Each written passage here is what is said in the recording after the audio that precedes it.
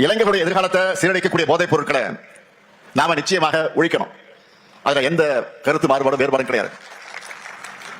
போதையின் பாதையிலிருந்து இளைஞர்களை காக்கணும். அதுக்காக அரசு பல்வேறு நடவடிக்கைகளை எடுத்துக்கிட்டு இருக்கு. அது மூலமா ஓரளவுக்கு முழுமையாக இல்லை, ஓரளவுக்கு பலன் கிடைச்சிக்கிட்டு இருக்கு.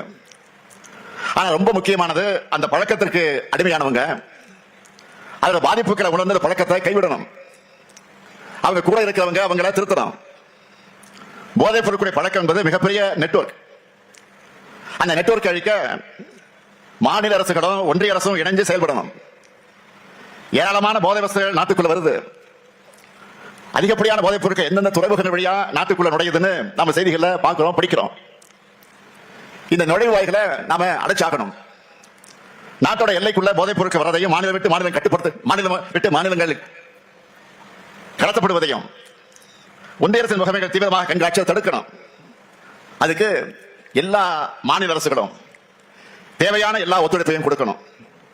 எடுத்துக்காட்டுக்காக நான் சொல்றேன், கடந்த சில மாதங்கள்ல திருவள்ளூர், வேலூர், ராணிப்பேட்டை போன்ற மாவட்டங்கள்ல இருந்து 1 லட்சத்துக்கு அதிகமான போதை மாத்திரைகளை பிடிச்சிருக்கிறோம்.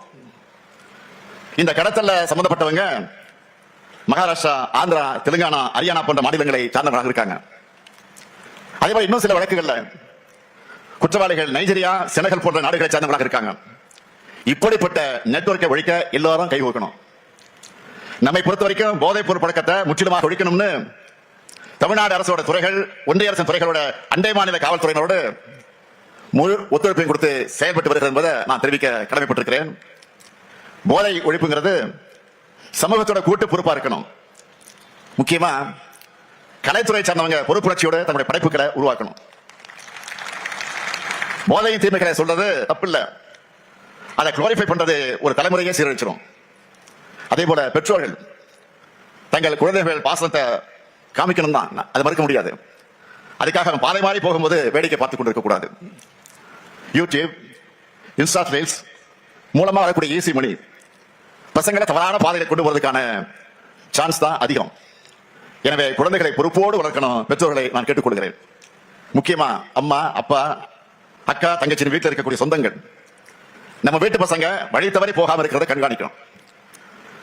ஒருத்தருக்கு ஒருத்தர் மனசு விட்டு பேசணும்.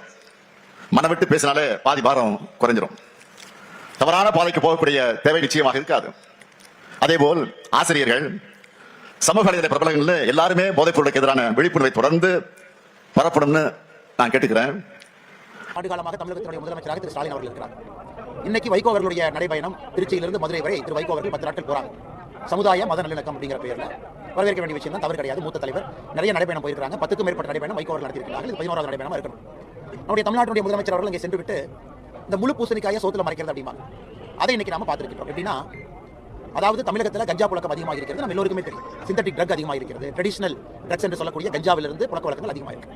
அப்படியே திருப்பி இன்னைக்கு மத்திய அரசு தான் காரணம் என்கின்ற பழைய மத்திய அரசு மீது போட பார்க்கறாங்க. திமுகவுக்கு கைவந்த கலை, அதுவும் குறிப்பாக முதலமைச்சர் ஸ்டாலின் ஐயாவுக்கு கைவந்த கலை. 6 மாத காலம் இருக்கும்போது கையில் எடுப்பாங்க.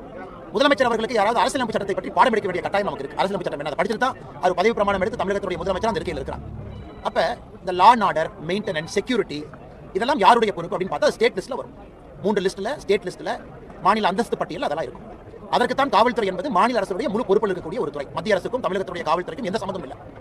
எனக்கு முழுமையாக இந்தியா முழுவதுமே காவல்துறை என்பது மாநில அரசுடைய பொறுப்பு. அதுக்குள்ள இன்டெலிஜென்ஸ் முதலமைச்சருடைய பொறுப்பு, அதுக்குள்ள கஞ்சா ஒழிப்பு பிரிவு முதலமைச்சருடைய பொறுப்பு. இவ்வளவு விஷயம் இருக்கு. மத்திய அரசு மாநில அரசுக்கு ஹெல்ப் பண்றதுக்காக நார்கோட்டிக்ஸ் கண்ட்ரோல் பியூரோ NCB என்ற அமைப்பு வச்சிருக்காங்க. அதுவும் கூட எனக்கு சவுத் ஜோன் டைரக்டரா தமிழகத்தை சார்ந்த தமிழ்நாட்டில் இருக்கக்கூடிய IPS அதிகாரி ஒருத்தர் அங்க பொறுப்பேற்றிருக்கிறார். இத்தனை விஷயங்கள் நடக்கும் பொழுது இதற்கு முன்பு வேறு ஆட்சி காலத்தில் அதே திறமையாக பணி செய்த காவல்துறை நண்பர்கள் திராவிட முன்னேற்ற கழகத்தினுடைய ஆட்சி வந்த பிறகு பெண்களுக்கு எதிரான குற்றங்கள் அதிகமாக இருக்கு, குழந்தைகளுக்கு எதிரான குற்றங்கள் அதிகமாக இருக்கு, கஞ்சா புழக்க வழக்கம் அதிகமாக இருக்கிறது, வன்முறைகள் அதிகமாக இருக்கு, டெரரிஸ்ட் இன்சிடென்ட் அதிகமாக இருக்கு. அப்படி இருக்கும்பொழுது இன்னைக்கு சாதாரண பொதுமக்கள் எல்லோருமே கஞ்சா புழக்க வழக்கத்தில் நம்முடைய குழந்தைகள் பாதிக்கப்படுகிறார்கள் என்பது எல்லா இடத்திலையும் கேட்கிறோம். ஆனால் மடைமாற்றுவதற்காக சம்பந்தமே இல்லாத ஒரு விஷயத்தை கொண்டு வந்து மத்திய அரசு பொறுப்பேற்க. மத்திய அரசு எங்க பொறுப்பேற்கணும்? மத்திய அரசு பார்டர் தாண்டி ஷிப்ல கன்சைன்மெண்ட் ஈரான்ல இருந்து பாகிஸ்தான்ல இருந்து வராங்க அப்படின்னா மத்திய அரசுடைய பொறுப்பு. கோஸ்ட் கார்டு மத்திய அரசு இருக்கு, நேவி மத்திய அரசு இருக்கு, அதை திறமையாக செய்து கொண்டிருக்கிறார். ஆனா தமிழகத்தை பொறுத்தவரை இன்னைக்கு பள்ளி மாணவர்களை, நடுத்தர மக்களை குறிவைத்து தாக்கக்கூடிய கஞ்சா எங்கிருந்து வந்துச்சு? ஏகப்பட்ட விஷயம் வித் இந்த ஸ்டேட் வருது. அதுக்கு தான் மாநிலத்தினுடைய பார்டர்ல காவல்துறை இருக்கணும். ஸ்டேட்டுக்குள்ள இருந்து வருது. அவங்க கஞ்சா லேபே வச்சிருக்காங்க, மெத்தில் லேபே வச்சு உருவாக்கிட்டு இருக்காங்க, கெமிஸ்ட்ரி லேப் மாதிரி. அதுல இருந்து வருது. ஆன்லைன்ல ஆர்டர் பண்ணா இ-காமர்ஸ்ல வருது, டார்க் வெப்ங்கறாங்க, அதுலயும் வருது. ஆனால் முதலமைச்சரை பொறுத்தவரை இது இவ்வளவு பேசுறதுக்கு தெளிவா சொல்லிடலாம். என்னால தமிழகத்தை நிர்வாகம் செய்ய முடியல, என்னால காவல்துறை நிர்வாகம் செய்ய முடியல, முதலமைச்சர் சொன்னா நாங்க பாத்துக்கிறோம், மத்திய அரசு பார்த்துக்கொள்ளும். முழு பொறுப்பையும் வைத்துக் கொண்டு இவ்வளவு பெரிய பொய்யை சொல்கின்றார். எனக்கு அடுத்த 6 மாசம் கிளிப்பிள்ளைமா இது மட்டும் தான் பேசுவார். நான் ஏன் முதலமைச்சரா தோத்துட்டேன்னா மத்திய அரசு எனக்கு எந்த விதமான சப்போர்ட் கொடுக்கல. நான் ஏன் முதலமைச்சரா தோத்துட்டேன்னா மத்திய அரசு தமிழ்நாட்டுக்குள்ள வர கஞ்சாவை கட்டுப்படுத்தல. நான் ஏன் முதலமைச்சரா தோத்துட்டேன்னா தமிழகத்துடைய காவல்துறை மத்திய அரசு கட்டி போட்டார். இது எதையும் மக்கள் நம்ப மாட்டார்கள். மக்கள் எல்லோரும் அறிவார்ந்தவர்கள். மாநில அரசுடைய வேலை என்ன, மத்திய அரசுடைய வேலை என்ன என்பதை முழுமையாக தெரிந்தவர்கள். அதனால் முதலமைச்சர் சாக்கு போக்கு சொல்லாம தோல்வி அடைஞ்சிட்டா ஒப்புக்கிட்டோம்.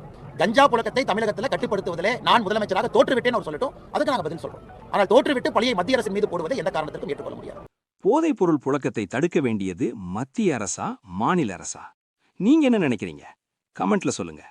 இது போன்ற சுவாரஸ்யமான பொலிட்டிக்கல் வீடியோக்களுக்கு மறக்காம நம்ம சேனலை சப்ஸ்கிரைப் பண்ணிக்கோங்க.